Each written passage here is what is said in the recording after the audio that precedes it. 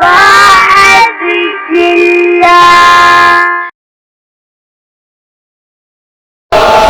اعوذ باللہ من الشیطان الرجیم بسم اللہ الرحمن الرحیم الحمدللہ رب العالمین والصلاة والسلام علی اشرف الانبیاء والمرسلین سیدنا و نبینا ابی القاسم محمد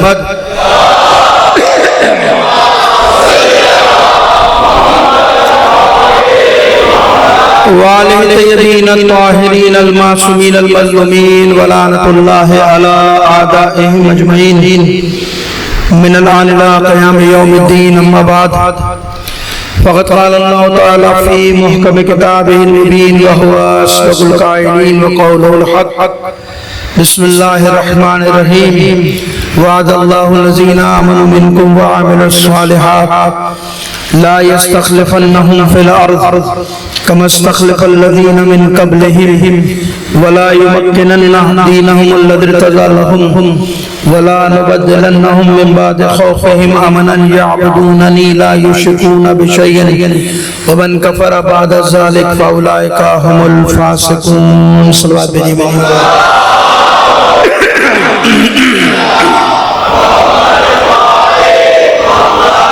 جان بڑھن تھوڑی سی تاخیر ہو گئی، اس کی معذرت چاہتا ہوں، سفر تھوڑا لمبا تھا اس وجہ سے.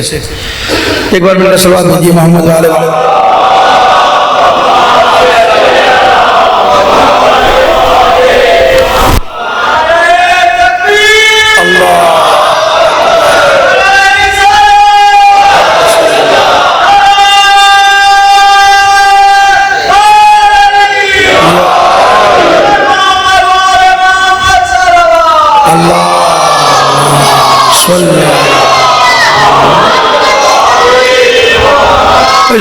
سورہ نور کی 55ویں آیت جسے ہم نے آپ کے سامنے اس عشرہ مجالس کے لیے سرنامہ کلام قرار دیا، اسی سلسلے کی آج یہ 4تھی مجلس عزا ہے.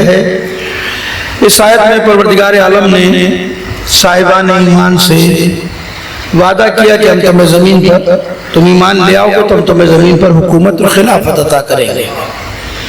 جیسے تم سے پہلے والے لوگوں کو ہم نے خلافت حکومت دی، اور یہ حکومت اور خلافت سبب بنے گی اسلام کی مضبوطی کا، اسلام کی کامیابی کا. اور اسلام جب کامیاب ہوگا تو پروردگار کہہ رہا ہے کہ پروردگار اس اسلام کی کامیابی کے بعد زمین پر حق کو قائم کر دے گا، امن و امان قائم کر دے گا، ظلم کا خاتمہ کر دے گا، اور اللہ کو لوگوں کی عبادت کی طرف لے آئے گا، لوگ اللہ کی بندگی کریں گے. اس آیت کی ذیل میں ہم نے کچھ مطالب کل آپ کے سامنے بیان کیا اور بتایا کل کی گفتگو کے اندر ہماری کہ جن جن لوگوں سے خداوند متعال نے وعدہ کیا تھا حکومت الہی کے قیام کا، حکومت قائم کرنے کا، تو کل ہم نے 2 مثالیں آپ کے ساتھ دی تھی، جناب نوح کی قوم کی مثال اور جناب موسیٰ کی قوم کی مثال، کہ پروردگار نے اس قوم سے بھی وعدہ کیا تھا، وعدہ الہی پورا ہوا، لیکن ایک وعدہ 900 سال بعد پورا ہوا، آزمائشوں کے بعد، امتحانات کے بعد، مصیبتوں کے بعد، سختیوں کے بعد بالآخر خدا نے حضرت نوح کے ذریعے ان کو نجات دی، کشتی کے ذریعے ان کو نجات دی. اور ایک وعدہ کیا خدا نے بنی اسرائیل سے، وہ بھی وعدہ الہی پورا ہوا بنی اسرائیل سے. اور جناب موسیٰ نے اپنی قوم کو فرعون کے شکنجے سے، فرعون کے ظلم سے نجات عطا کر ان کو آزادی دی اور حکومت قائم کی. یہ 2 کل کے سامنے ہم نے وعدے کیے تھے. اور تیسرا وعدہ اللہ نے ہم سے کیا صاحبان ایمان سے کہ ہم تم سے بھی وعدہ پورا کریں گے، لیکن سختیوں کے بعد، آزمائشوں کے بعد، امتحانات کے بعد.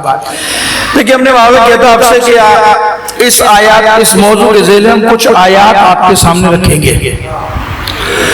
آج اگر وقت ملا، کیونکہ آج تاخیر سے بیٹھے ہیں، وقت ملا تو کوشش میری یہ تھی کہ آج 17 یا 18 آیات کی تلاوت آپ کے سامنے کرتے اور اس کی ذیل کے اندر جو روایات ہیں وہ آپ کے سامنے بیان کرتے کہ قرآن میں کون کون سی آیت ہے. یا تو کسی آیت میں اللہ نے حضرت حجت کی صفات کو بیان کیا ہے، یا اس حالات کو بیان کیا ہے، یا ان کے اصحاب کا ذکر کیا ہے، یا اس کے مقابلے پہ جو ہوا ہوگا اس زمانے کے اندر وہ حالات بیان کیا. یہ کوشش کریں گے 17-18 آیات اگرچہ کہ یہ آیات میں چھوٹا سا طالب علم ہوں، میں نے جب آیات بہت ساری آیات ہیں، لیکن میں نے جو مطالعہ شروع کیا تو میں نے کم سے کم نوٹ کیا کہ قرآن مجید کے اندر کم سے کم 60 آیات ایسی ہیں جو امام زمانہ کے حوالے سے 60 آیات. یہ میں اپنے بچوں کو کہہ رہا ہوں کہ ہمارے بچے بیچارے نہیں معلوم ہمارے لوگوں کو، کیونکہ ہمارے یہ موضوع ہوتا ہی نہیں ہے نا. یہ سب سے بڑی بات ہے کہ دنیا کی ساری باتیں کر رہے ہیں، ساری گفتگو ہو رہی ہیں، لیکن نہیں ہو رہی تو وقت امام پر گفتگو نہیں ہو رہی. اور جتنی ضرورت ان حالات میں اپنے بچوں کو حضرت سے قریب کرنے کی ضرورت ہے، جتنی اس زمانے کے اندر اپنے امام سے نزدیک ہونے کی ضرورت ہے، شاید پہلے کبھی نہ ہو. یہ جملہ میرا ایسا ہی ہے کہ کبھی نہ ہو، ورنہ ہر زمانے کے اندر ضروری ہے کہ اپنے زمانے کے امام کو پہچانو. لیکن آج ضرورت یہ ہے کہ جب آگے حالات بیان کریں گے تو آپ اندازہ ہو جائے گا کہ ہم کس حالات میں کھڑے ہیں. آج روایت میں بہت ساری چیزیں آ جائیں گی. تو اپنے بچوں سے کہتا ہوں کہ اپنے آپ کو علمی طور پر مضبوط کرو. تمہارا مکتب کوئی کمزور نہیں ہے، کوئی خیرات میں یا بھیک میں لیا ہوا مکتب نہیں ہے. اس مکتب کا بانی علی ابن ابی طالب ہے، اور جتنا بلند علی ابن ابی طالب ہے اتنا ہی بلند مکتب تشیع ہے.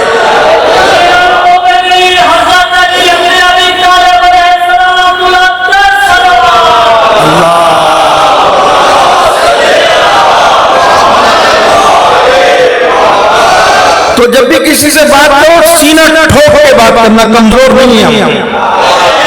سینہ ٹھوک کے بات کرنا کوئی کمزوری نہیں. ہمارے مکتب کی بنیاد ہی علم پہ ہے. اور کیوں علم پہ نہ ہو بھائی؟ ہے کوئی کائنات میں علی کے سوا جس نے منبر پہ بیٹھ کے کہا کہ مجھ سے پوچھو کہ میں تمہارے درمیان نہ رہوں اس سے پہلے؟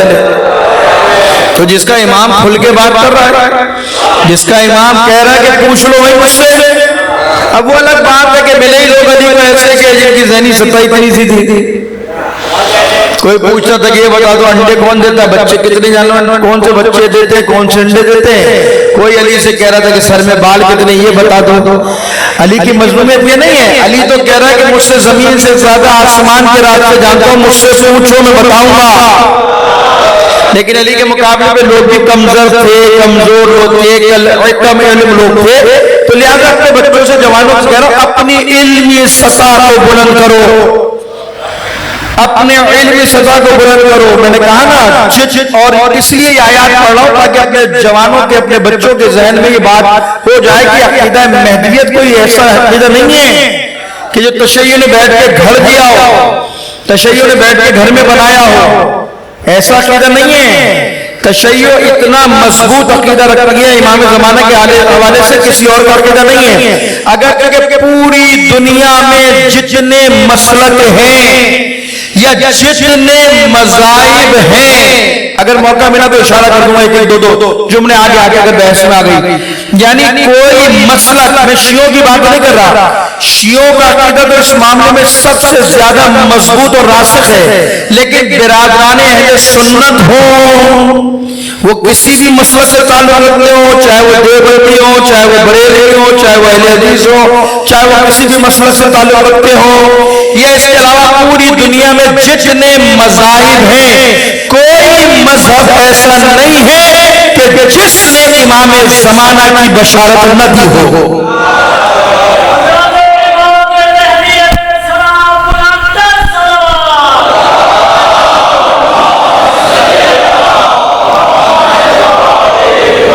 سب نے کہا کہ ایک آئے گا.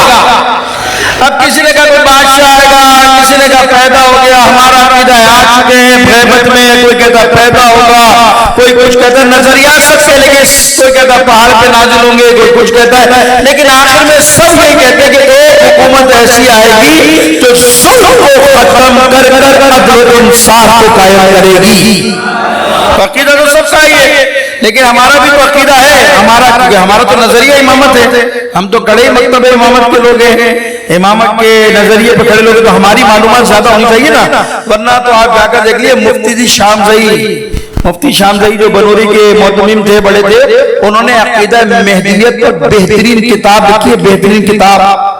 اس میں انہوں نے امام زمانہ کے عقیدے کو واضح کیا اور امام زمانہ کی حکومت کے بارے میں بتایا کہ آخر میں ایک آئے گا، اور یہ بھی لکھا، یہ برادران اہل سنت، ابھی کچھ روایت کروں گا تو آ جائے گا سامنے، کہ جو آخر میں حکومت قائم کرے گا وہ رسول کا بیٹا ہوگا، وہ خلیفۃ اللہ ہوگا، وہ اللہ کا خلیفہ ہوگا روح زمین پر، جو آخر میں حکومت قائم کرے گا۔ بس میرا مسلمانوں سے سوال یہ ہے کہ آخر میں جو حکومت الہی قائم کرے گا وہ تو اللہ کا خلیفہ ہوگا، اور جو پہلا ہوگا تو وہ اللہ کا خلیفہ نہیں ہوگا۔ بھائی پہلا بھی تو اللہ کا خلیفہ ہوگا، جب آخر میں اللہ کا خلیفہ ہے تو پہلا بھی اللہ کا خلیفہ ہے۔ تو ہمارا عقیدہ تو یہی ہے، غدیر کے بارے میں ہمارا نظریہ یہی ہے کہ غدیر میں پیغمبر نے بتا دیا تھا کہ اب رسالت کا نبوت کا سلسلہ ختم ہو رہا ہے، اسی لیے تو خاتم النبیین کہتے ہیں، رسالت اور نبوت کا سلسلہ ختم ہو رہا ہے۔ اب غدیر کے بعد، میرا دنیا سے چلے جانے کے بعد اسلام لاوارث نہیں ہوگا۔ علی کو ہاتھوں پہ بلند کر کر یہ جو کہا تھا کہ من کنت مولا و فہذا علی المولا، در حقیقت رسول نے اعلان کیا تھا علی کی خلافت کا، علی کی امامت کا، اور لوگوں کو بتایا تھا میرے بعد اسلام لاوارث نہیں ہوگا، میرے بعد اسلام کا وارث اور اسلام کا محافظ یہ علی ابن ابی طالب ہوگا۔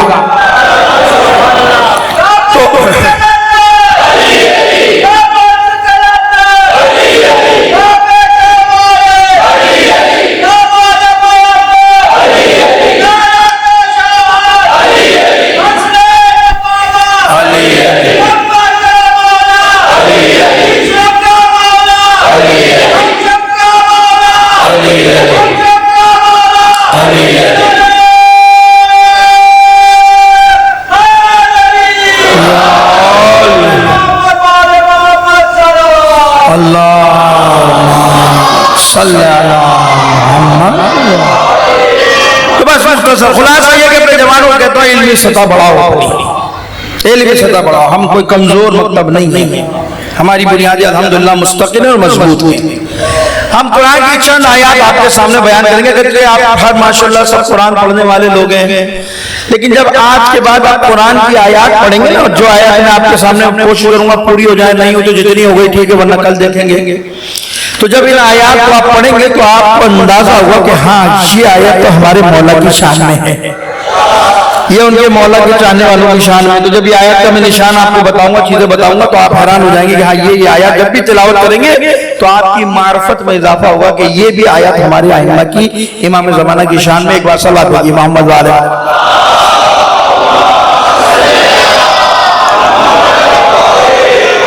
لیکن سب سے پہلے پہلی آیت جس کی تلاوت میں آپ کے سامنے کرتا ہوں وہ ہے سورہ بقرہ کی پہلی آیت۔ پڑھی ہوگی، عربی قرآن شروع کرتا ہے الحمد کے بعد پہلا سورہ بقرہ کیا ہے؟ الف لام میم ذالک الکتاب لا ریب فیہ ھدی للمتقین الذین یؤمنون بالغیب۔ یہی پڑھتے نا قرآن کے حروف مقطعات کیا ہے؟ الف لام میم حروف مقطعات۔ لا ریب فیہ ھدی للمتقین، یہ وہ اللہ کی کتاب ہے، یہ وہ اللہ کا کلام ہے کہ جس میں رتی برابر بھی شک و شبہ نہیں ہے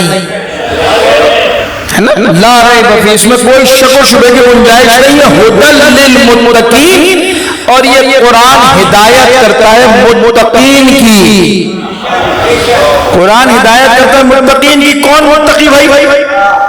بہت سارے لوگ تاریخ میں مقدس گزرے ہیں، بہت سارے لوگ نیک ہیں، پرہیزگار ہیں، تو اللہ نے کہا صرف متقی نہیں، متقین الذین یؤمنون بالغیب، کتاب ان کی ہدایت کرتی ہے جو متقی ہوتے ہیں اور غیب پر ایمان لاتے ہیں۔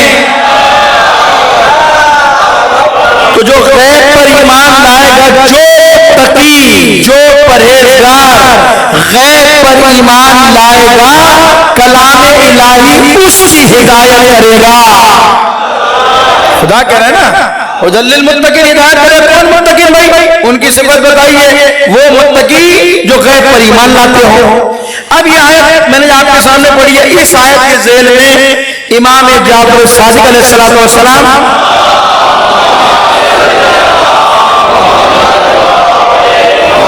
امام ارشاد فرماتے ہیں جو پروردگار عالم قرآن مجید کے اندر کہہ رہا ہے کہ قرآن متقین کی ہدایت کرتا ہے، یہ متقی کون ہے؟ جب کسی نے پوچھا یہ مولا متقی سے مراد کیا ہے، تو امام کہتے ہیں یہ جو قرآن کہہ رہا ہے متقین کی ہدایت کرتے ہیں، کہ یہ متقی وہ لوگ ہیں کہ جو امیر المومنین علی ابن ابی طالب کے شیعہ ہیں۔ یعنی متقی سے مراد کیا ہے؟ وہ لوگ جو جن کی قرآن ہدایت کرتا ہے، رہنمائی کرتا ہے، وہ متقی کون ہے؟ وہ علی ابن ابی طالب ہمارے جد کے شیعہ ہیں۔ اور پھر کہتے کہ وہ لوگ جو ایمان لائے غیب پر، وہ کون ہے؟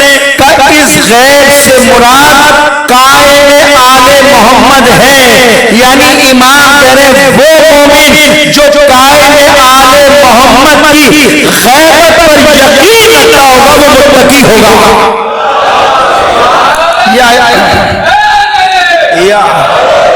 یعنی امام بتا رہے ہیں کہ غیبت امام پر ایمان رکھنا لازمی ہے، ضروری ہے۔ یہ آیت امام کی شان میں ہے، یہ ان لوگوں کے متقی افراد کی شان میں کہ جو امام کے زمانہ کی غیبت پر ایمان رکھتے ہوں گے۔ تو پہلی آیت میں نے آپ کے سامنے پڑھ دی کہ جب بھی آپ اس کی تلاوت کریں گے آپ کو فوراً ذہن میں آئے گا کہ متقی سے مراد علی کے ماننے والے اور غیب سے مراد امام زمانہ کی غیبت پر ایمان ہے۔ صلوات علی محمد والے محمد۔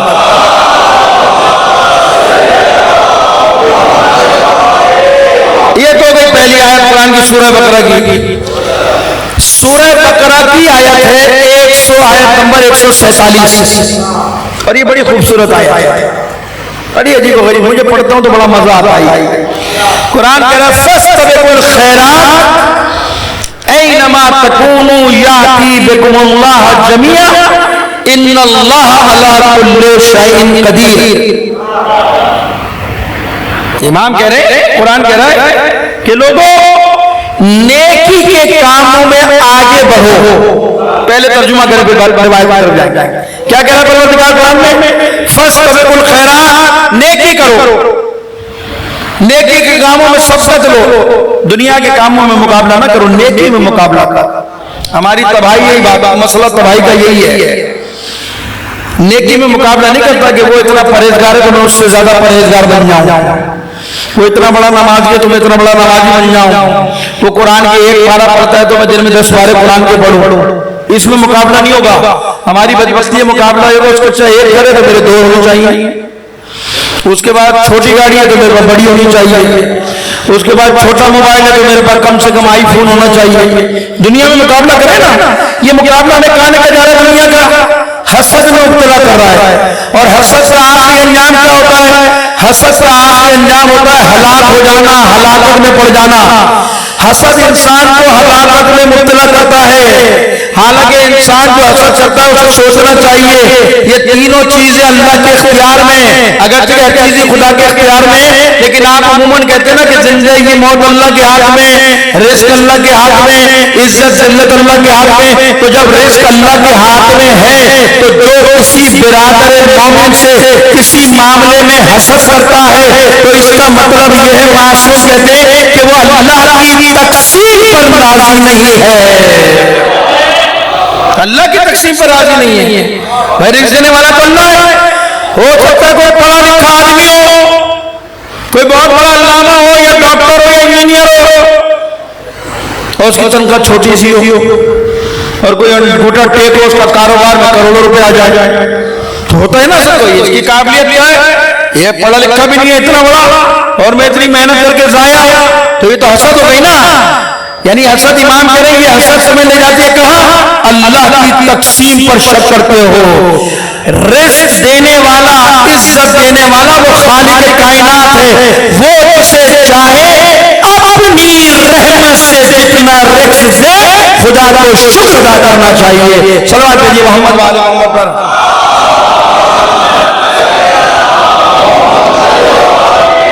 اب یہ بات تو ضمن آ گئی تھی، ایسے باتیں اور بھی آگے کریں گے، لیکن قرآن کہہ رہا ہے فاستبقوا الخیرات، نیکی میں آگے بڑھو، پرہیزگاری میں سبقت لو، آگے بڑھو۔ کیوں؟ اینما تکونوا یاتی بکم اللہ جمیعا، تم دیکھو گے ایک دن آئے گا، ان نیکی کرنے والوں کو، خیر کرنے والوں کو خدا ایک جگہ جمع کر دے گا، خدا ایک جگہ ان کو اکٹھا کر لے گا۔ اور ان اللہ علی کل شیء قدیر، یاد رکھو بتحقیق خدا ہر چیز پر قدرت رکھتا ہے، خدا ہر چیز پر قادر ہے۔ اس آیت کی ذیل میں برادران اہل سنت کے ایک عالم بڑے مرحوم جن کا نام ہے حافظ سلیمان حنفی، وہ اس آیت کی ذیل کے اندر امام جعفر صادق علیہ السلام صلوات بھیجیے۔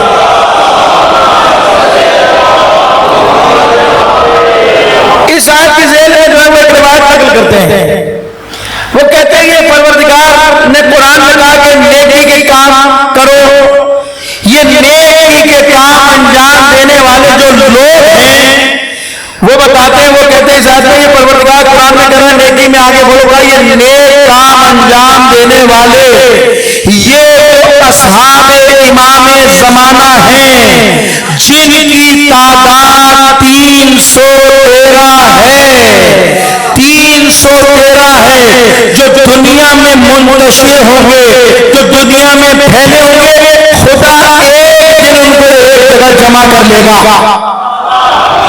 اب یہ تو ہم نے ان کی روایت پڑھی ہے، یہ علامہ مجلسی کی پڑھیں گے کہ جنہوں نے اس کا بڑا خوبصورت نتیجہ نکالا ہے۔ وہ کیا کہتے ہیں؟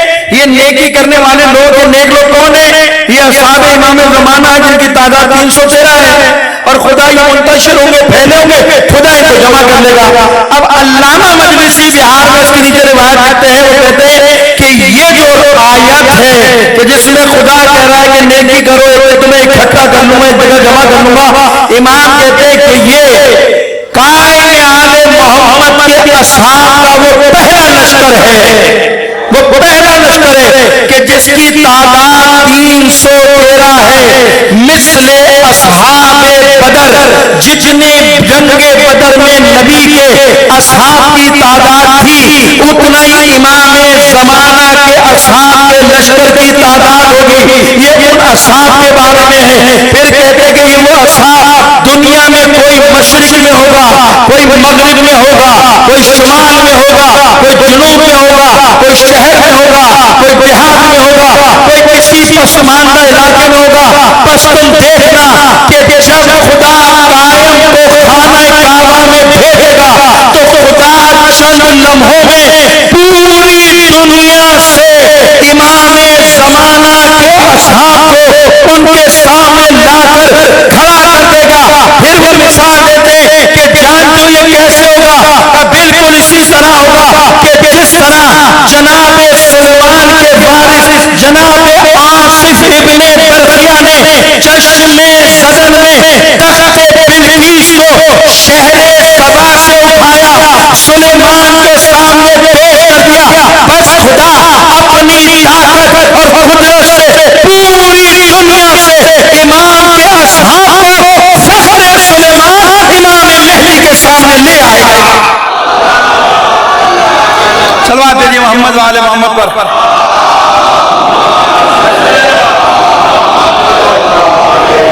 کتنی خوبصورت آیت ہے، منٹوں میں، اور خدا اس لیے کہہ رہا ہے ان اللہ علی کل شیء قدیر، شک نہ کرنا، پروردگار ہر چیز پر قدرت رکھتا ہے، ہر چیز پر قادر ہے۔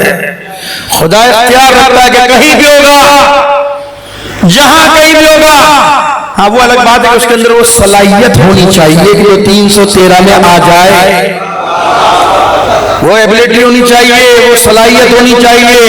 جب وہ صلاحیت ہو جائے گی تو پھر فکر ہی نہ کرو، پھر یہ فکر نہ کرنا کہ پتہ نہیں سعودی ویزا دیں گے نہیں دیں گے، فلائٹ ملے گی نہیں ملے گی، حالات کیسے ہوں گے، پہنچ پاؤں گا نہیں پہنچ، پروردگار کا فکر نہ کرنا۔ چند لمحوں کے اندر تم پاکیزہ تو ہو جاؤ، تم مخلص تو ہو جاؤ، تم اچھے تو ہو جاؤ، مددگار تو بنو، اس امام کی نصرت کرنے والے تو بنو۔ ہمارا وعدہ ہے دنیا کے جس کونے میں بھی ہوگے ہم تمہیں فخر سلیمان کے پاس لے آئیں گے۔ اب یہ آگے بحث آئے گی، آگے گفتگو کرے گی، بھئی یہ لشکر بنے گا تو ہوگا کیا؟ یہ صرف 313 ہوں گے یا اور بھی ہوں گے؟ یہ آگے آئے گی بات۔ تو یہ تو طے ہو گیا نا کہ کہیں بھی انسانوں کو لیا گیا۔ یہ ایک آیت ہے، آیت سورہ بقرہ آیت نمبر 147۔ اب آگے بڑی ایک اور آیت پڑھتے ہیں. ایک بار صلوات بھیجیے محمد و آل محمد پر.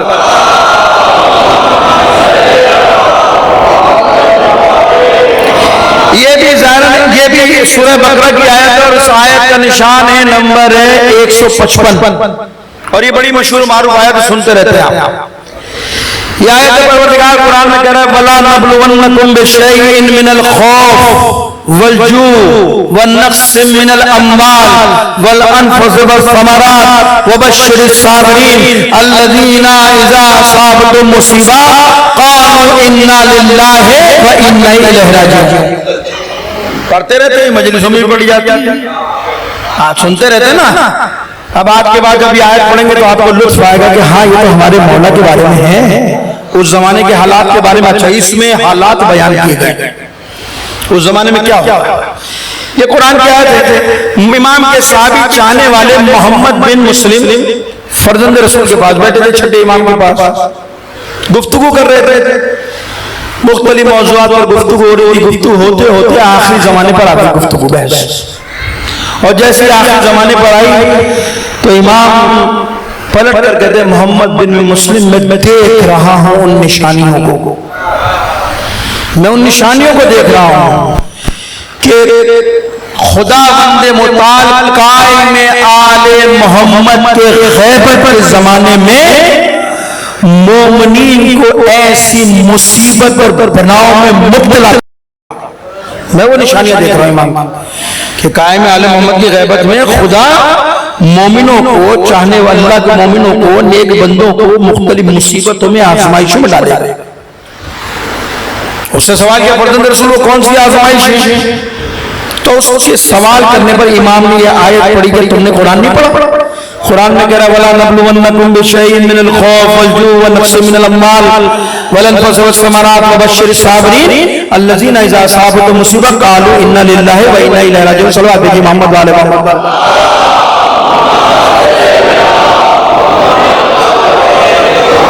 کہا تم نے یہ آیت نہیں پڑھی. وہ کہتا فرزند رسول ذرا وضاحت کیجیے, ذرا واضح کیجیے. امام کہتے کہ دیکھو پروردگار نے کہا وَلَا نَبْلُوَنَّكُمْ بِشَيْءٍ, ضرور ضرور ضرور ہم تمہیں امتحانات میں مصیبتوں میں ڈالیں گے. کہا من الخوف, کہا من الخوف سے مراد کیا ہے. اب سنیے امام کا جواب. امام کہتے محمد بن مسلم جانتا ہے اس خوف سے مراد کیا ہے. ہمارے قائم آل محمد کے ظہور سے پہلے خدا ظہور سے پہلے ایسی بیماریاں, ایسی وبائیں پھوٹیں گی کہ اس بیماری, اس وبا کے خوف سے لوگ لرز اٹھیں گے, لوگ خوف زدہ ہو جائیں گے, پریشان ہو جائیں گے. اس سے ان بیماریوں کے نام سے خوف و ہراس پھیل جائے گا.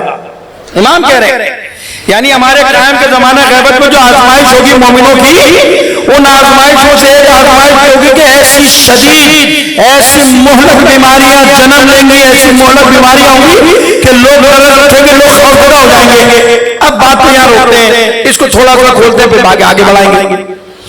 یہاں ماشاءاللہ سے سارے مومن بیٹھے ہیں. اب میں تو کیونکہ اوپر بیٹھا ہوں مجھے نظر آ رہے ہیں یہاں پہ 11 سال کا بچہ بھی بیٹھا ہے, 10 سال کا بچہ بھی بیٹھا ہے, چھوٹا بھی بچہ بیٹھا ہے, اور 80 سال کے 80 85 87 سال 90 سال کے بھی لوگ بیٹھے ہیں. میرا آپ سے سوال ہے, بچے تو کیونکہ دیکھا نہیں ہے, جو 12 13 سال کا بچہ اس نے تو دیکھ لیا, لیکن اس سے پہلے کے جو ہے وہ سب نے دیکھ لیا, اس کے بعد کے سب نے دیکھ لی. آپ مجھے بتائیے یہ جو امام نے کہا کہ ہمارے قائم کی غیبت کے زمانے میں خوف پھیلے گا اور یہ ایسی بیماریاں ہوں گی, لوگ خوف زدہ ہو جائیں گے, تو میں آپ سے پوچھتا ہوں مجھے بتائیے کہ کسی کی 80 سال عمر ہے, وہ مجھے بتائے کہ 80 سالہ دور میں کوئی آپ نے ایسی بیماری دیکھی ہے کہ جس سے انسان خوف زدہ ہو گیا, پریشان ہو گیا؟ نہیں دیکھی ہے پوری زندگی. لیکن 6 سال پہلے دیکھی آپ نے, 6 سال پہلے جب کرونا آیا, کووڈ-19 دیکھی نہیں دیکھی؟ کووڈ-19 آیا تھا نہیں آیا تھا کرونا؟ بھائی پہلے تو ہم نے دیکھا تھا کہ بابا آتی تھی ایک شہر میں وبا آئی, لوگ پریشان ہو گئے, دوسرے شہر چلے جاتے تھے. کراچی میں آئی, لوگ حیدرآباد چلے گئے, ختم ہو گئے, دوبارہ واپس آ گئے. حیدرآباد میں اسلام آباد چلے گئے, کسی اور ملک میں چلے, ختم ہو گئے. ملک میں آئی وبا, جن کے پاس پیسہ تو جہاز لڑ گئے, دوسرے ملک میں چلے گئے. کچھ دن گزارے بابا ختم ہو گئے، واپس آ گئے. ایسے ہی تھا نا، ایسے ہی ہوتا تھا. آپ مجھے ایمانداری سے بتائیں، اس روایت کو سامنے رکھیے، اس بیماری کو سامنے رکھیے.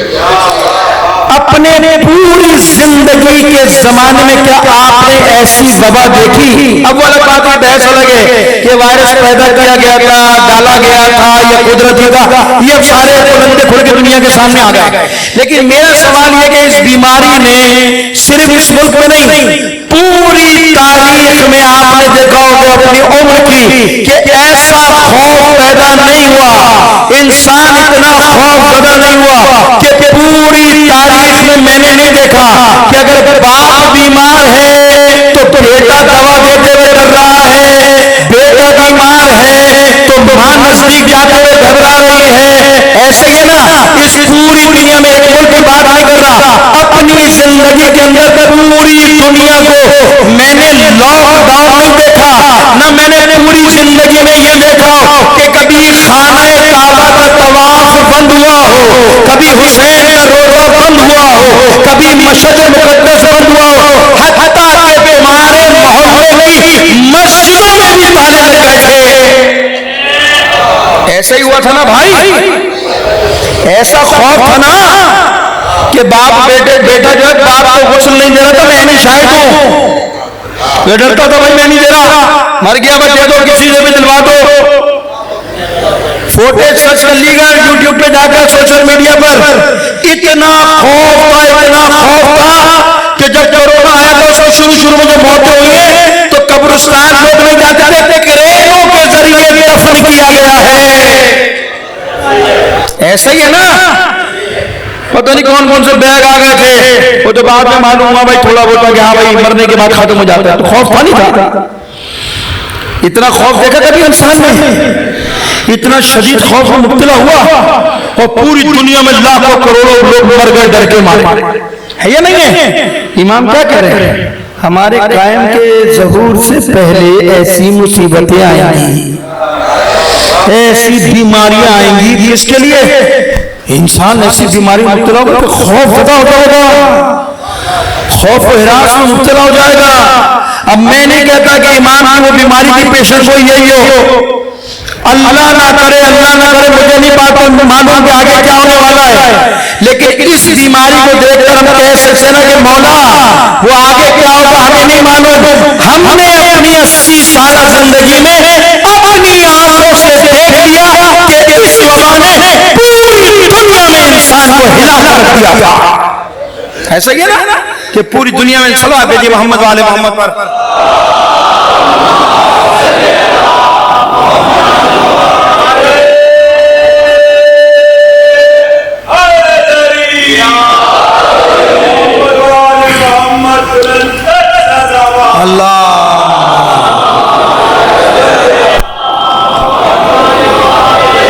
امام نے کہا خوف سے مراد یہ ہے انسان بیماریاں ایسی ہوں گی کہ انسان خوف زدہ ہے.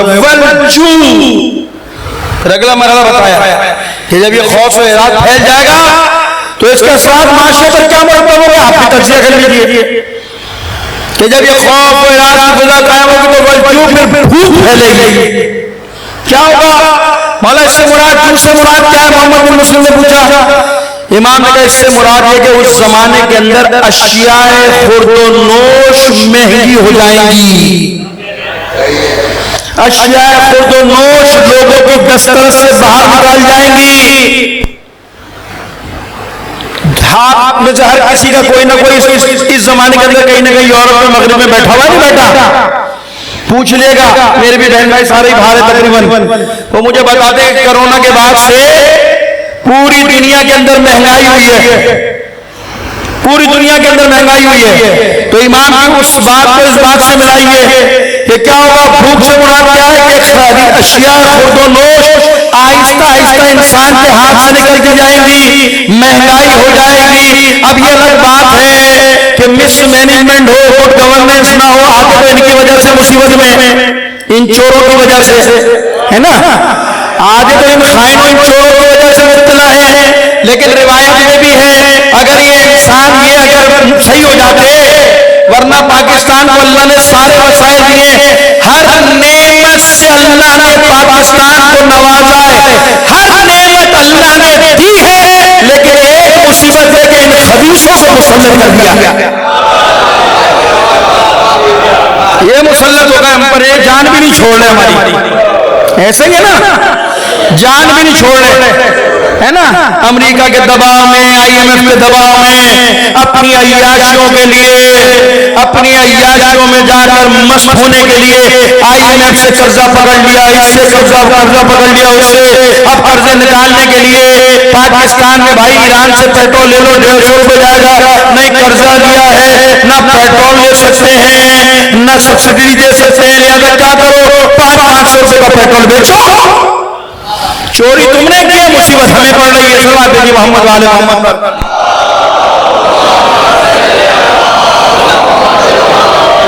اچھا جنگ ہو رہی ہے، وہاں کچھ نہیں ہے، ساری مصیبت یہی ہے، جہاں بم پھٹ رہے ہیں، جہاں بم مارے جا رہے ہیں، وہاں کچھ نہیں ہو رہا، یہی ہو رہا ہے۔ تو ایمان کرے خوف سے مراد وہ کہ بیماری، جو سے مراد مہنگائی ہو جائے گی، اتنی مہنگائی ہو جائے گی کہ لوگوں کا زندگی گزارنا مشکل ہو جائے گا۔ اور آج اپنی آنکھوں سے دیکھ لیجیے، مہنگائی ہوتی جا رہی ہے، پہلے 25,000 والا اچھا کمانے والا ہوتا تھا، 50,000 والا اس سے بہتر ہوتا تھا، جس کی 1 لاکھ کی تنخواہ ہوتی تھی امیر لوگوں میں شمار ہوتا تھا۔ اب ایمانداری سے بتائیے، جس کی 1.5 لاکھ کی تنخواہ ہے وہ بھی بیچارہ ہینڈ ٹو ماؤتھ ہے یا نہیں ہے؟ تو امام یہ کہہ رہے کہ مہنگائی اتنی ہو جائے گی آہستہ آہستہ کہ اشیاء خرد و نوش اس کے ہاتھ سے نکل جائیں گی۔ والاموال، محمد بن مسلم سن، اموال کا عالم یہ ہوگا کہ جب اشیاء خرد و نوش کم ہوگی تو لوگوں کی جانیں ضائع ہوں گی، لوگ مرنا شروع ہوں گے، حوادث جنم لے لیں گے، اللہ بارش کو روک دے گا۔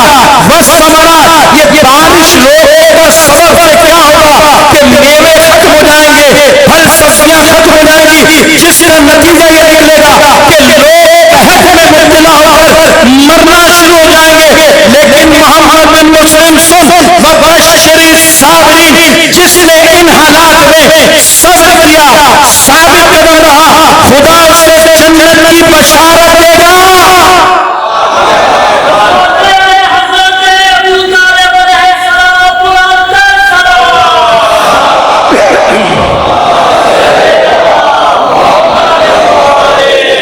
یعنی جس نے ان حالات میں غربت پہ، فاقوں پر، مصیبتوں پر، بیماریوں پر، مشکلات پہ صبر کیا، واویلا نہیں کیا کہ الذین اذا اصابتهم مصیبہ، کہ جب یہ ان پر مصیبت آتی ہے تو یہ اللہ کی بارگاہ میں فریاد نہیں کرتے۔ قرآن کہہ رہا ہے انا للہ و انا الیہ راجعون، بس ان کی زبان پر ایک جملہ ہوتا ہے، بالآخر پروردگار تیری طرف سے آئے تھے، تیری طرف پلٹ جانا ہے۔ سن محمد بن مسلم، خدا کی قسم اس آیت کی تعویل کوئی نہیں جانتا، یا تو خدا جانتا ہے یا راسخون فی العلم جانتے ہیں، اور خدا کی قسم ہم اہل بیت وہ ہیں جو راسخون فی العلم ہیں، ہم جانتے ہیں اس کے بارے میں۔ صلوات بھیجیے محمد وعلی محمد۔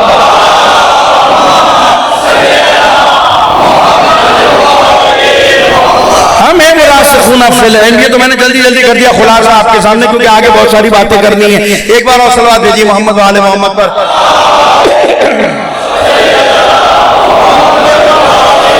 اب بیٹھ کے تو میں نے تجزیہ کیا نا، آپ گھروں میں جا کے خود تجزیہ کر لیں گے کہ واقعی یہ حالات ہیں جو امام نے بتایا تھا، ایسا ہو رہا ہے، ممکن اس سے زیادہ خطرناک حالات ہو جائیں۔ خدا سب سے بچائے۔ ابھی روایت پڑھوں گا، جب آپ حیران رہ جائیں گے کہ کیا کیا ہوگا اس زمانے کے اندر، کیسے کیسے حالات ہو جائیں گے۔ تو ایک امام نے بتا دیا کہ خوف، بیماریاں ہوں گی، قحط ہوگا، لوگ خود سالی میں مر جائیں گے، بالآخر حالات خراب ہو جائیں گے، لیکن اللہ نے بشارت دی کہ صبر کرنا، ان حالات میں دین پر ثابت قدم رہنا۔ خدا بشارت دے رہا ہے، خدا کہہ رہا ہے جو ثابت قدم رہے گا اس کو جنت کی دیں گے۔ اب آئیے آیت اور یہ آیت جو میں آپ کے سامنے پڑھ رہا ہوں، یہ ہے سورہ نساء کی 148 آیت۔ اس سورہ نساء کے اندر پروردگار عالم کہہ رہا ہے کہ جن لوگوں کو ہم نے اپنی کتاب دی تھی، جن لوگوں کو ہم نے اپنی کتاب دی تھی، اے لوگوں ہماری نازل کردہ کتاب قرآن پر ایمان لے آؤ، ہماری نازل کردہ کتاب قرآن پر ایمان لے آؤ جو تمہاری پرانی کتابوں کی تصدیق کرتی ہے، قبل اس کے کہ خدا تمہارے چہروں کو بگاڑ دے، قبل اس کے کہ خدا تمہارے چہروں کو بگاڑ دے اور تم پر لعنت کرے، جس طرح اصحاب صف پر خدا نے لعنت کی تھی اور خدا کا حکم نافذ العمل ہے۔ یہ قرآن کی آیت کا میں نے ترجمہ آپ کے سامنے کیا، آیت کا نشان بتا دیا۔ آیت نمبر کیا؟ 148 سورہ نساء کہ پروردگار نے ان لوگوں کو کہا جن کو کتاب دی تھی، پہلے زمانے کے لوگوں کو کتاب دی تھی، کہا ہماری کتاب قرآن نازل ہو گیا، اس پر ایمان لیا، اور یہ کتاب ایسا نہیں کہ تمہاری کتابوں کی مخالفت کرتی ہے، قرآن وہ کتاب ہے تمہاری پرانی کتابوں کی تصدیق کرتی ہے، قبل اس کے یعنی ہماری اگر نافرمانی کی قبل اس کے تو ہم تمہارے چہروں کو موڑ دیں گے۔ اس آیت کی ذیل میں بھی امام محمد باقر علیہ السلام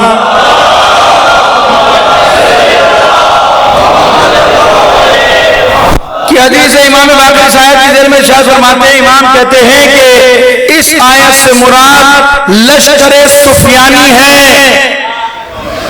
یہ لشکر سفیانی جو امام زمانہ کے مقابلے پر آئے گا اور ایک مقام پہ جا کر زمین دھس جائے گی، وہ بتاؤں گا کون سا مقام ہوگا، اس کا نام کیا ہوگا، لشکر کیسے دھسے گا، وہ آگے بحث میں آ جائے گا، لیکن اس آیت کی ذیل میں بتا رہا تاکہ معلوم ہو جائے کہ آیت کون کون سی کس کس کی ذیل میں۔ وہ کہتے ہیں کہ یہ آیت سفیانی کے لشکر والوں کے لیے ہے کہ جب امام قائم ظہور کریں گے تو یہ سفیانی کا لشکر ایک مقام پر جا کر دھس جائے گا اور اس پورے لشکر میں صرف تین افراد بچیں گے، تین افراد، ان کے خدا چہروں کو، ان کے منہ کو گدیوں کی طرف موڑ دے گا، پشت کی طرف موڑ دے گا، اور یہی وقت ہوگا کہ جب ہمارا قائم قیام کر رہا ہوگا۔ اللہ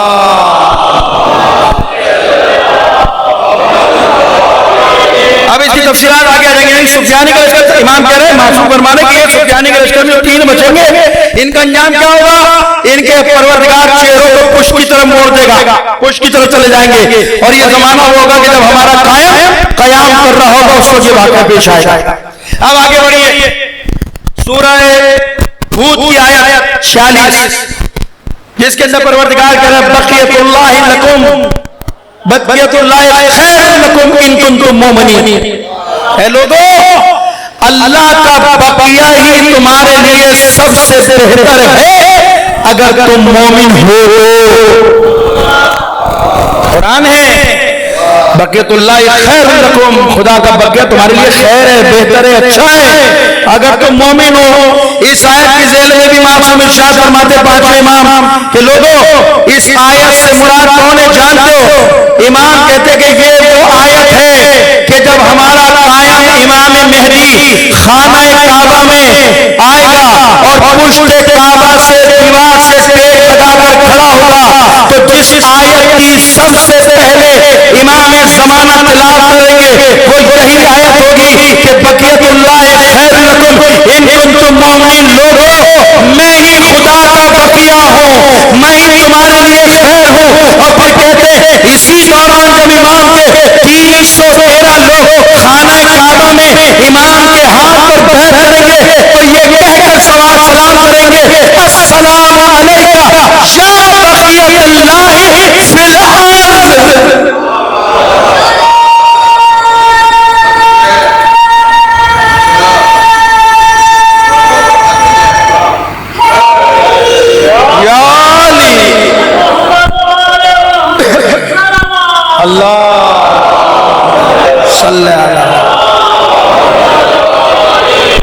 یہ آیت سمجھ میں آ گئی؟ سورہ ہود کی آیت ہے 86 آیت نمبر بقیت اللہ خیر لکم کا، یہ وہ آیت ہے کہ جب ہمارا قائم خانہ کعبہ سے ٹیک لگا کے کھڑا ہوگا تو اعلان کرے گا میں ہوں اللہ کا بقیہ، میں ہوں خدا کا بقیہ جو مومن کے لیے سب سے بہتر تر میں ہوں۔ اور جب اصحاب آئیں گے تو زیارت میں آپ یہ جملہ پڑھتے ہی رہتے ہیں السلام علیکہ یا بقیت اللہ فی الارض۔ آپ سمجھ میں آ گئی؟ یہ سلام بھی آپ کے آپ سمجھ میں آ گیا ہوگا اس سے مراد کیا ہے، اس سے مراد کیا ہے۔ تو جب کبھی یہ آیت پڑھیں گے، یہ زیارت کا ٹکڑا پڑھیں گے تو آپ کے ذہن میں فوراً آئے گا یہ سلام تو میرے وقت امام کا سلام ہے۔ تو ایسا آپ کہیں گے ایک بار اور صلوات بھیجیے محمد و آل محمد۔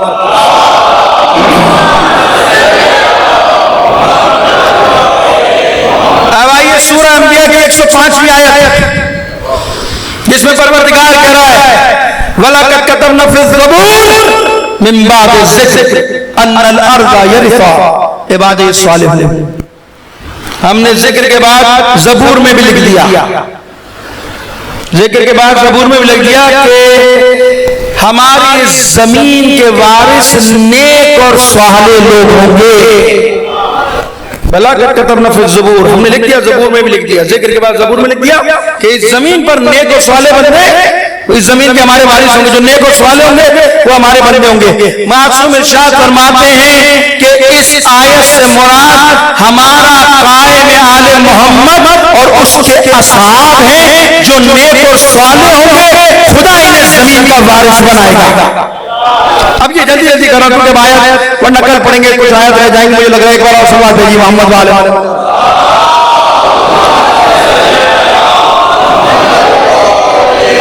ایک بار اور مل کے سلام بھیجیے محمد والے محمد. بس دو آیات اور باقی انشاءاللہ کل بیان کریں گے، پھر نتیجہ دے رہے ہیں. آج آپ کو کل 2-3 آیات اور پڑھ دیں گے، کل روایات کی طرف جانا ہے کیونکہ پھر آگے دن کم رہ جائیں گے. ہمیں علاماتیں پڑھنی ہیں، حالات پڑھنے ہیں، وہ بھی پڑھنا ہے کہ نواب زمانہ غیبت میں جو نواب اربع ہیں وہ تھے، پھر نواب اربع سے کے زمانے میں کون کون سے علماء تھے جنہوں نے امام سے ملاقات کی، مسائل کو حل کیا، پھر کون کون سی نشانیاں ہو چکی ہیں، کون کون سی باقی اور کیا ہوگا آخر میں. اور جب امام زمانہ شہید ہوں گے تو پھر امام کے بعد پہلا امام کون آئے گا جو ان کی نماز جنازہ پڑھائے گا، یہ بھی انشاءاللہ آگے آ جائے گا. یاجوج ماجوج کون ہوں گے یہ بھی آ جائے گا. سفیانی کون ہوگا یہ بھی آ جائے گا. یمنی کہاں سے آئے گا، خراسانی کہاں سے آئے گا، یہ بھی آ جائے گا. صلوات بھیجیے محمد والے محمد.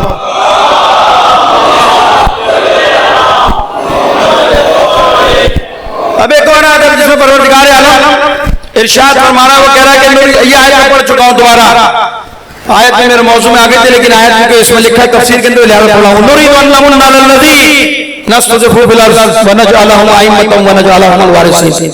اگرچہ کہ بنی اسرائیل کے لیے، لیکن امام کہتے ہیں کہ یہ جو آیت ہے جس میں پروردگار کہہ رہا ہے ہم نے ارادہ کر لیا کہ جو ظلم جن پر کیا گیا، جو ظلم میں کمزور کر دیے گئے، مستضعف ہو گئے ظلم کی وجہ سے، پروردگار کہہ رہا ہے ہمارا وعدہ ہے نجعلہم ائمہ، ہم انہیں امام بنائیں گے، ہم ان کو زمین کا وارث بنائیں گے. امام کہتے ہیں کہ جب زمین ظلم سے بھر جائے گی تو خدا حضرت قائم کو امامت دے گا اور ان کو اس زمین کا وارث بنائے گا.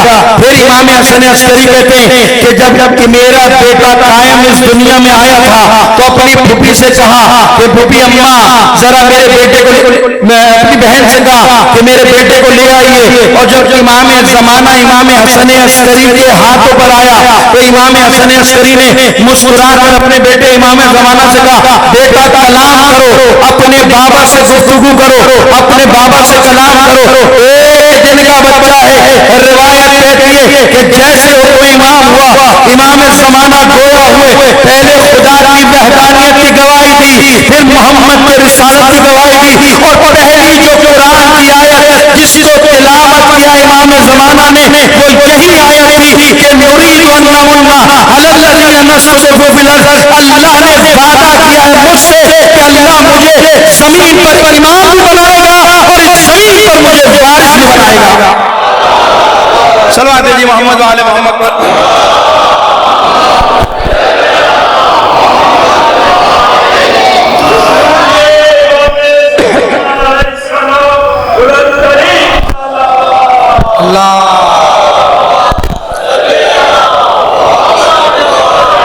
بس ختم کر دیا. کل آخری بات کل کریں گے، 2-3 آیت کل پڑھ دیں گے. ایک آخری آیت سن لیجئے، ختم ہو گیا آپ کے ذہن. یہ سورہ حدید کی 17ویں آیت ہے. اعلموا ان اللہ یحیی الارض بعد موتہا. پروردگار کہہ رہا ہے کہ لوگوں جان لو جب زمین مردہ ہو جائے گی تو خدا دوبارہ اسے زندہ کرے گا. پروردگار قرآن میں کہہ رہا ہے سورہ حدید کی 17ویں آیت کہ جان لو کہ جب زمین مردہ ہو جائے گی خدا اسے زندہ کرے گا. یہ روایت اہل سنت نے لکھی ہے اپنی کتاب کے اندر. وہ کہتے ہیں اس سے مراد جانتے ہو کیا ہے؟ وہ کہتے ہیں اس سے مراد جب زمین پر ظلم ہوگا تو ظلم ہونے کے سبب سے زمین مردہ ہو جائے گی تو خدا حضرت قائم کے ذریعے عدل و انصاف قائم کر کے پھر دوبارہ اس زمین کو زندہ کر دے گا.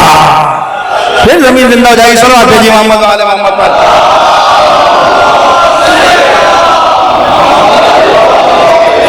بس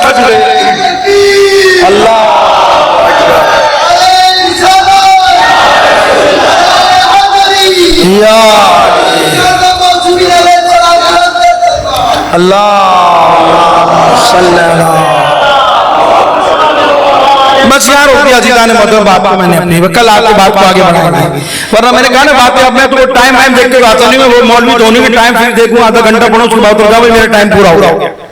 میرا یہ مسئلہ نہیں ہے بھائی، بات آتی رہے گی بڑھتی رہے گی. اتنا یہ خدا کی توفیق ہے کہ جب تک ممبر پہ بیٹھے کچھ نہ کچھ لیتے رہیے. یہ اس مجلس کا تبرک روحانی ہے، تو میری تو ذمہ داری ہے کہ جتنا لے کے جائیں. اگر ایک آیت بھی کسی کے ذہن میں بیٹھ گئی تو انسان اٹھا کے ہاتھ اٹھا کے دعا ہی دے گا نا کہ پروردگار ان کے وسیلے سے ہمیں اتنا تو معلوم ہوئی. یہ خدا کا احسان ہے. یہ ممبر کا تبرک ہے نا، مجلس کا تبرک ایک وہ ہے جو آپ کھا کے چلے جاتے ہیں، ختم ہو گیا. اس میں بھی انسان ہے نکالنا ہوتا ہے، کڑوے تھے، نمک کم تھے، یہ کم تھا، ایسا ہی نا، تو وہ تو معافی تبرک کا چلا گیا. حقیقی تبرک مجلس کا یہ نہیں ہے. مجلس کا حقیقی تبرک وہ ہے کہ اگر قول معصوم یا قرآن کو سن کر انسان کی زندگی تبدیل ہو جائے تو دعا کرنا خدا تیرا شکر ہے کہ حسین کے صدقے میں، اس فرش کے صدقے میں تو نے مجھے زندگی کو تبدیل کر دیا. یہ تبدیلیں کرنے کے لیے، یہ انسان کو بدلنے کے لیے مجلس سے دعویٰ ختم کر دیا. عزیزو کل سے انشاءاللہ بات کو آگے بڑھیں گے، لیکن ایک بات جو کرنا ضروری تھی وہ ضروری ہے. تھوڑا سا موضوع میں بھی ہے، ہٹ بھی گئی ہے تھوڑی موضوع سے، اور وہ بات یہ ہے کہ بھیا یہ باتیں تو آپ سے تھی. اب یہ باتیں کر رہا ہوں میں لوگوں سے. کس سے؟ اداروں کے لوگوں سے، پولیس سے، انتظامیہ سے، اور جو بھی یہ نظام سنبھالنے والے ہیں ان سے دو باتیں کرنے جا رہا ہوں. دیکھو بھائی،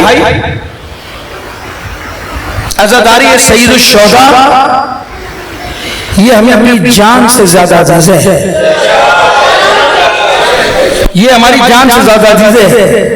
اتنے جنازے اٹھانے کے بعد بھی تمہاری سمجھ میں نہیں آیا کہ تم نے مسجدوں میں دھماکے کیے، جلوسوں میں دھماکے کیے، مجلسوں میں دھماکے کیے، ہر جگہ دھماکے کیے، لیکن الحمدللہ تمہاری سمجھ میں آ جانا چاہیے کہ ہر دھماکے کے بعد مجلس میں اضافہ ہوا ہے، جلوسوں میں اضافہ ہوا ہے. ایسا ہی ہوا نا، 50 میں دھماکہ ہو تو 500 آ گئے. عاشور کے دن دھماکہ ہوا 5 لاکھ تھے. کراچی میں سانہ عاشور اگلے 6 لوگ کے دن 15 لاکھ آدمی تھا.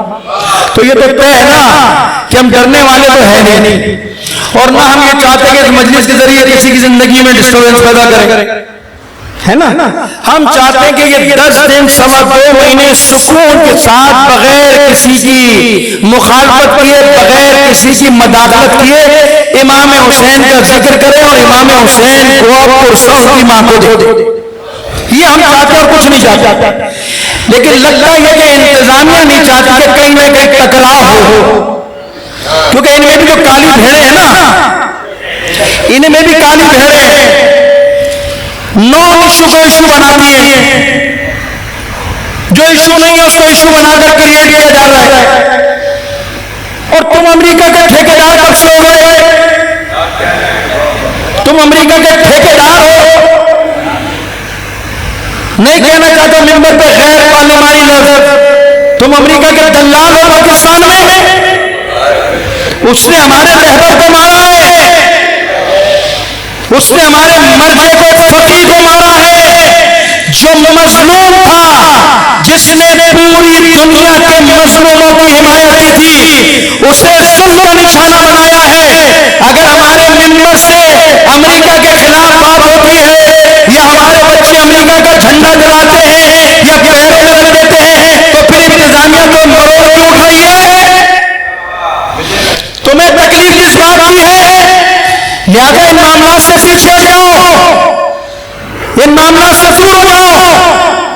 کہ نظریہ میں جا کر رہبر کی تصویر اتارنے کی کوشش کی ہے، کئی امریکہ کے جھنڈوں کو اتارنے کی کوشش کی جا رہی ہے، کئی اسرائیل کے جھنڈے کو اتارنے کی کوشش کی جا رہی ہے. آپ ہمارے مراسم میں مداخلت نہ کرو. تم سے وہ ٹولے سمجھ ملے دہشت گرد جو روزانہ سبیلے اٹھا رہے ہیں، جو روزانہ سبیلوں پہ حملے کر رہے ہیں، کبھی کوئی ایشو کبھی کوئی ایشو. لہٰذا میں انتظامیہ کو واضح پیغام دے رہا ہوں کہ اپنی کالی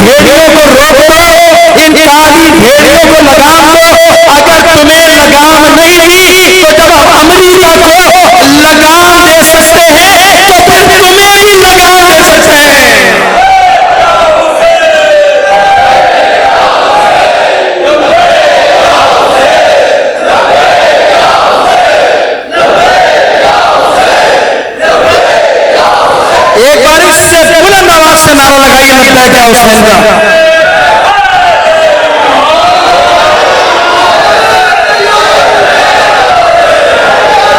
لبیک یا حسین،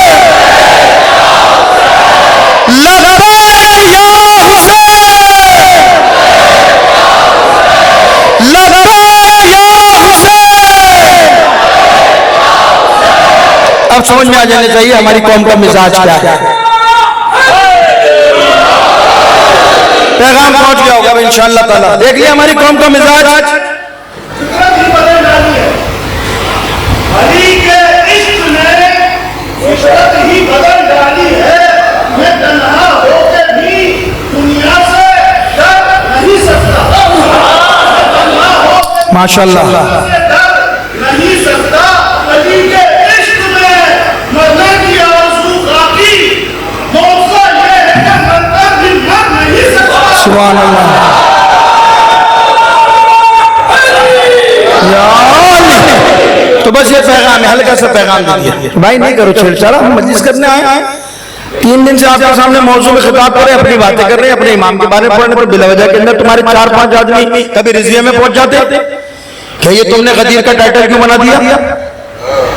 تو آپ نے دیکھا نا حضرت علی کا اور رسول خدا کی، بھائی ہماری تمثیل ہے، ہم بناتے ہیں، ہماری یہاں بدعت نہیں ہے. ہمارا محلہ، ہمارا امام بارگاہ، ہماری سوسائٹی ایک انون آدمی درخواست دے دیتا ہے، پوری انتظامیہ فوکس کرتی ہے، اس کو ہٹاؤ، اس کو اٹھاؤ. آپ کو بولے کیا توہین ہو رہی ہے رسول کے حق کی. اچھا کیوں توہین ہو رہی ہے؟ اس میں چڑیا بیٹ کر دیں گی. تو طارق روڈ کی چورنگی پہ اللہ لکھا ہوا ہے بھائی.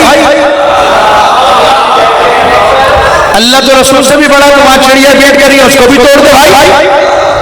اتنے بڑے بڑے ٹاور تم نے بنائے جس پہ اللہ کے 99 نام لکھے نہیں لکھے، اس پہ بھی چڑیا بیٹ کر رہی ہے، اسے بھی ختم کر دے بھائی. اور جو لوگ ہم پر اعتراض کرتے ہیں کہ نبی کے اس ٹائٹل کے اوپر کہ یہ بدعت ہے، یہ خرافات ہے، یہ توہین ہے، تو 12 ربیع الاول کو پھر نبی کی نالین نہ اٹھانا، خانہ کعبہ کے ٹائٹل نہ اٹھانا، نبی کے روزے کی شریعت نہ بنانا. جب یہ سب بدعت ہے تو جو تم کرتے ہو یہ بھی تو بدعت ہے.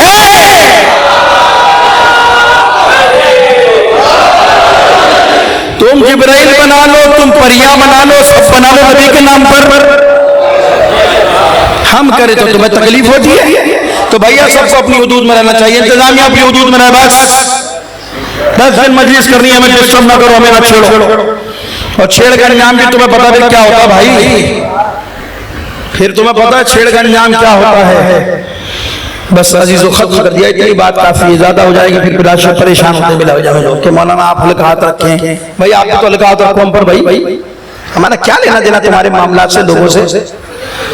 ہمارا ہم و غم حسین ہے بس، اس میں مداخلت نہیں ہے. ابھی بھی تم نہیں سمجھے.